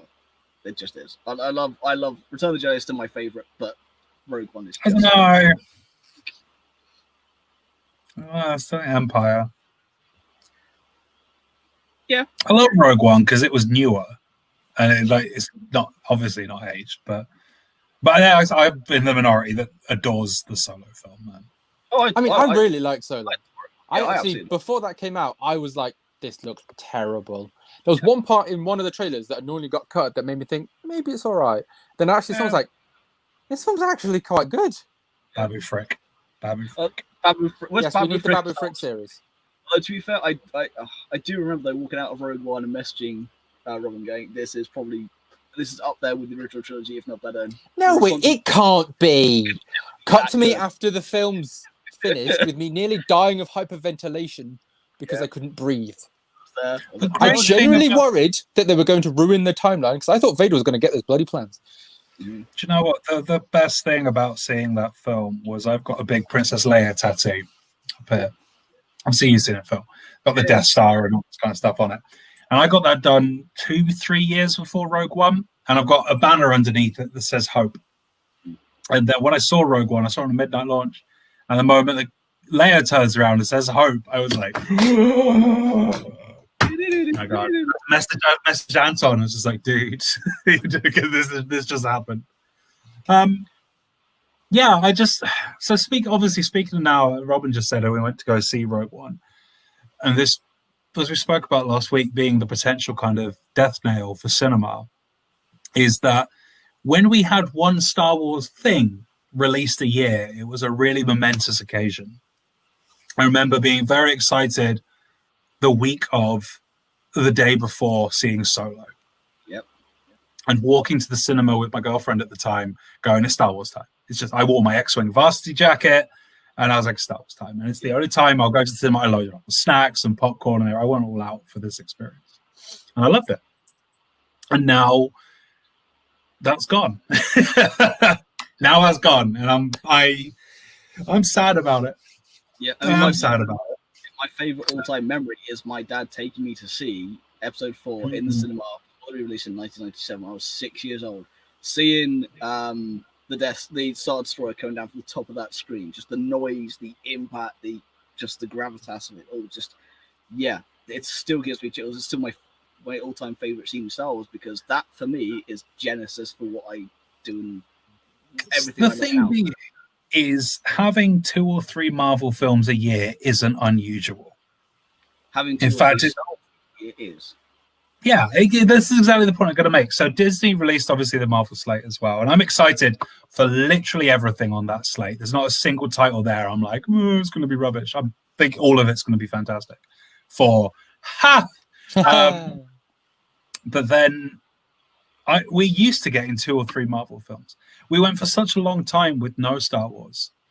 And now you can't move the dark for times. Star Wars. You know, and now I think on the Star Wars side of it, it feels like a lot. I did say at the top of the show, it's a little too much. I think so. I really So Bob Iger said after before Rise of Skywalker, he said I made a mistake. I pushed too much too quickly. Like, cool, yeah. So you haven't learned your lesson, then, have you? Now we don't have a release date for half of the stuff on this slate. Also, a lot of it is TV series, not movies. Isn't it meant to be the next 5 years? It's something like that. Pretty sure Marvel's the next 5 years. So we have 2023 for Patty Jenkins' Rogue Squadron. Yeah. We don't have a release date, but it's probably 26 for Taika's film, because it's 23, 26, and 29 for those. It depends what he's picked to do after Love and Thunder, because that's meant to come out next year. Yeah. And whether he starts working on it then. But I mean, this is it. Like, it's still a lot. Like, I'm used to Star Wars being a once a year event, not every week for 2 months and an announcement of another million projects coming out. So I don't know. I think the reason it feels like too much with Star Wars is because we've never really been given this much Star Wars content in one hit. Whereas Marvel, you're used to the machine. It's been 10 years of 2 or 3 films getting released a year. Like, you're just used to it. And you're numb to it. But I think with Star Wars, it was special when you went once a year to watch your Star Wars fix. And you always, you have your rituals assigned to it. But now I'm going to watch Star Wars every week for 2 months in my sitting room. I don't get excited about going, there's a new episode of The Mandalorian this week, because it's just on demand. It's not, you don't go out, and obviously it's very difficult. Now, because we're in a pandemic, but in 3 years' time, we probably won't be. Yeah. But it's going to be, what new Star Wars have we got this week? And that's the thing. How this ages, how this era of Star Wars ages is going to be different. Also, there's a lot of stories on this slate that don't need to be told. And I feel like Star Wars has always been very particular in telling precise stories. And again, coming from the Marvel background, I'm used to reading 10 different comic book runs a month. I'm used to 4 different Iron Man arcs. I'm used to this overlapping narrative that Marvel has. But with Star Wars, some of these, I'm like, Andor, is that actually a story that needs to be told? And Droids, is that actually a story that needs to be told? Droids doesn't. Lando does. Acolyte does. Rogue Squadron does, in my opinion. Kenobi definitely does. Bad Batch. Yeah. It doesn't have to. I'm looking forward to it. Rangers does. But not everything. Is it adding to the mythos? Is it adding to the whole experience? Or is it we're just going to tell a new story because it's Star Wars and people are going to watch it?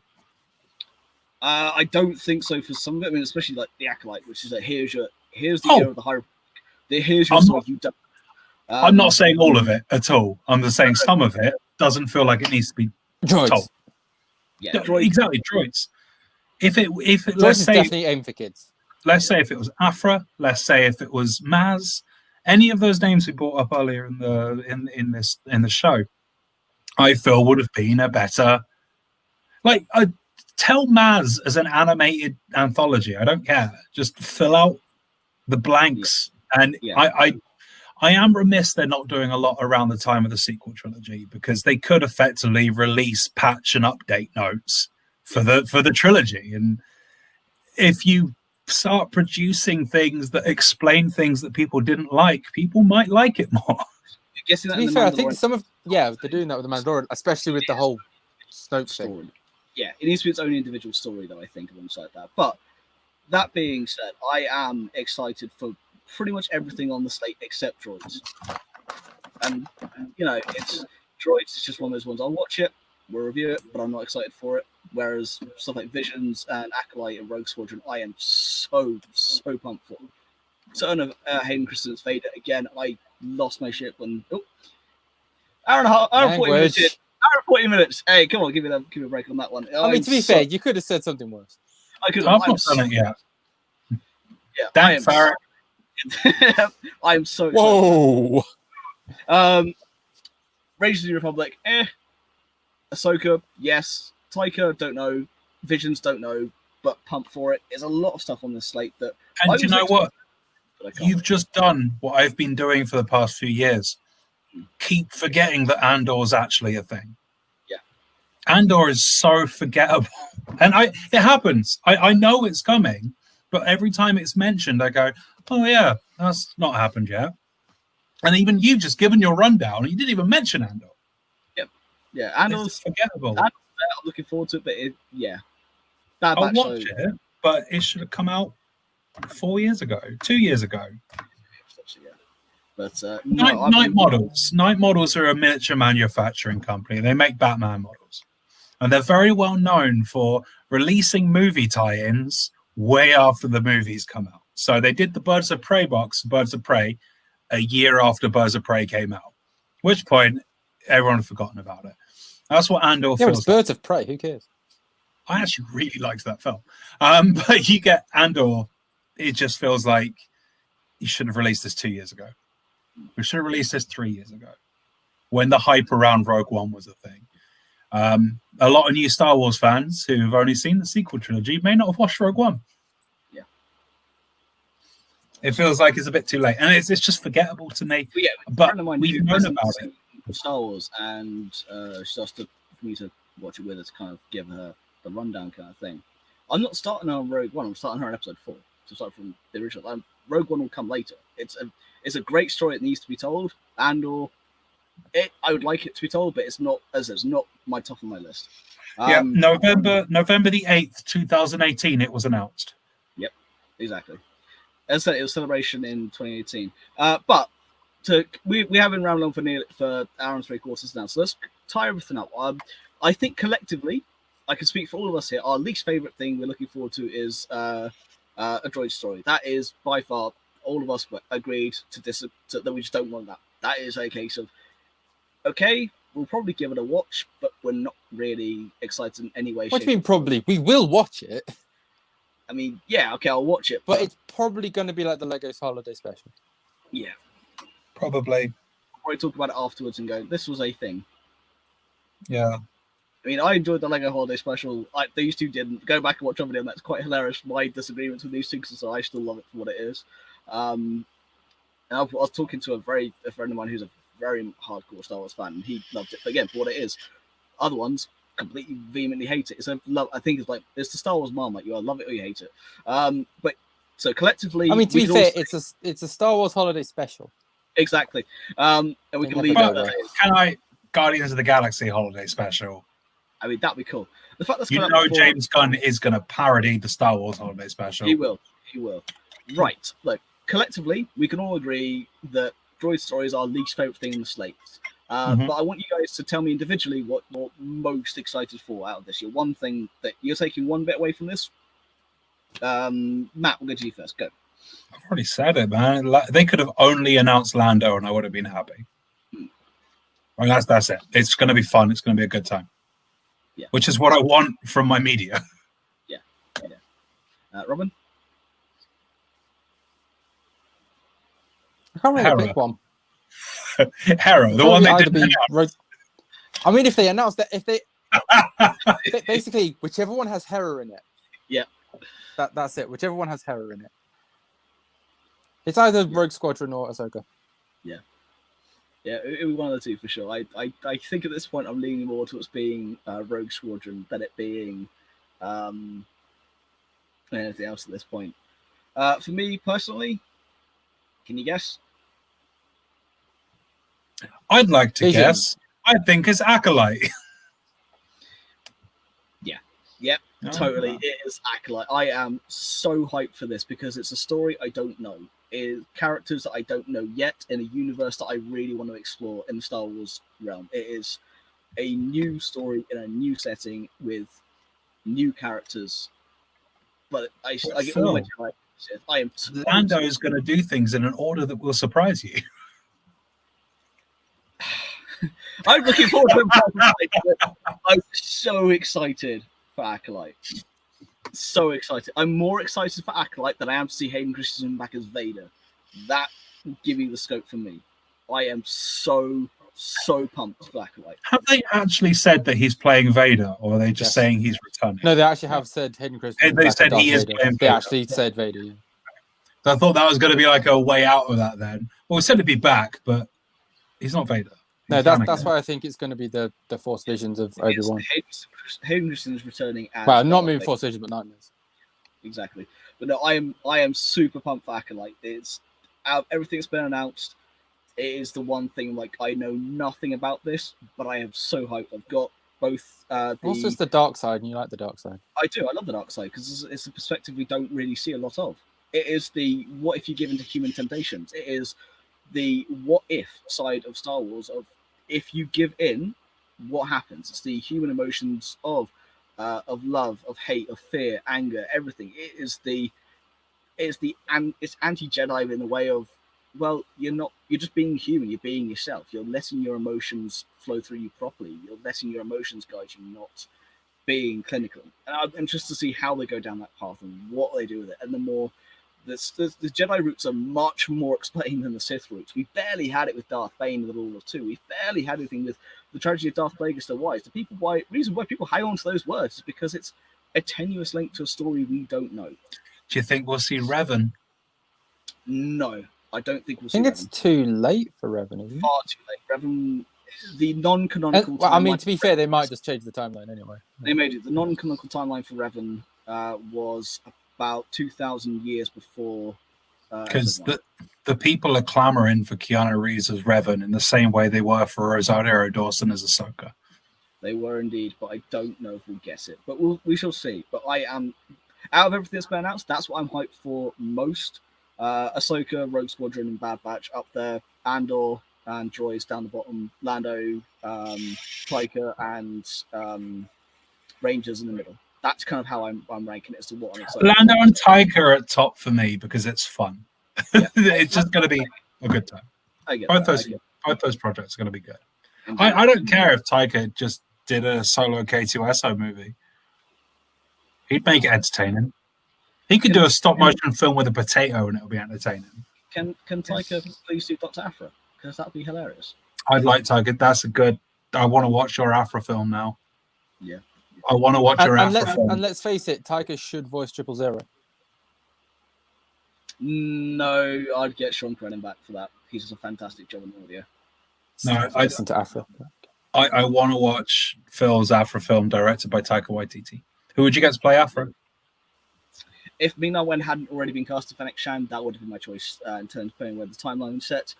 If not, I would probably go with the name escapes me, but she's in Agents of S.H.I.E.L.D. Chloe Bennett. Chloe Bennett, that's it. So I was going to say the same thing because a lot of people have said they want Chloe Bennett to be Aphra. What story would you do? I wouldn't retell her origin because we have that in both comic and audio form now. Is this a case of if I have to watch Spider-Man's origin again, I'll kill Uncle Ben myself? Kind of thing. I love her origin, but I don't want that to be retold again. I would want it to be set after that with BT-1000. I want it to be a Vader center on a mission. I want BT-1000. I would tie it in with Billy Lord and Alden Ehrenhart and do the Sansa solo line with Afro in it. I mean, if we do get an Afro series or film, we'll probably get a live-action Stannis Stavros. Yes, we would, and that would be so cool. And there's scope for it. So yeah, that's what I would want out of Taika. Actually, she could turn up in Lando, couldn't she? Potentially. But yeah, give me Taika doing Dr. Afra. I would be totally on board for that. But so we've been rambling on for nearly 2 hours now. I cannot wait. It would be a fun time. It would be. So you're gonna have to wait. I'm gonna have to wait, but we shall see. We shall see. Guys, anything else to add before we wrap up the show? I'm going to be interested to see if this sticks, because a few years ago, people were complaining we were having too much Star Wars. And then there was a small break, and now we're going to have a lot of Star Wars. And either way, it's either going to be a case of attrition or it's going to stick. And I don't know, because people, people were upset before we were having too much of it. And I think we're going to find out. We are going to find out whether you can have too much of a good thing. Indeed. Yeah, I agree. And on that note, I would say thank you so much for watching along tonight. Don't forget to like, share, and subscribe. You can find us on Facebook, Instagram, and Twitter at Star Wars Podcast, at Star Wars Pod, at Star Wars 2020. We will be back tomorrow for our special joint quiz with Dave from the Old Thing Ones of the Force. He'll be coming on tomorrow. Tomorrow it's gonna be. So you best start doing your research now, Matt. No research. No. Yeah. Be prepared for just, if I don't know the answer, I'm just going to throw something and hope it sticks. And then on Saturday, we'll be back for a review of the Mandalorian finale, and then we'll be on our Christmas break from there. So join us tomorrow at 8 o'clock for that. 8 o'clock for that. We'll be back then. It is 8 o'clock, yeah. So until next time, we've been Star Lords. May the Force be with you. Good night. Come, my allies. Observe